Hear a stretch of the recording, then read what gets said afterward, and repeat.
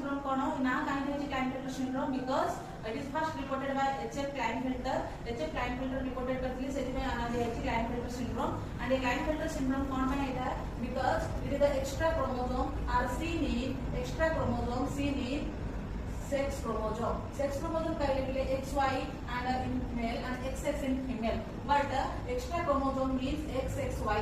The sex chromosome रे कौन देखिया मिलिबो पुरे extra chromosome देखिया मिलिबो. The sex chromosome हे जिबा XXY means the persons are suffer from the disease. Okay, तो XXY हे गेले this person कौन आगे में मेल भी कहि परिबा ना फीमेल कहि परिबा आगे में किछि भी कौन कहि परिबा नाही बिकॉज़ ए जो क्रोमोसोम प्रॉब्लम पाई ये पर्सन सेति पाई पर्टिकुलरली गोटे नॉर्मल मैन ही पाना थाए बा नॉर्मल गोटे कौन फीमेल भी हे पाना थाए बा वुमेन भी गोटे मेल गोटे हे पाना थाए. ओके काहे ना दिस इज द कौन Klinefelter syndrome. एक्स्ट्रा क्रोमोसोम केमिति आसी थाए बिकॉज़ एक्स्ट्रा क्रोमोसोम जते बेले हमर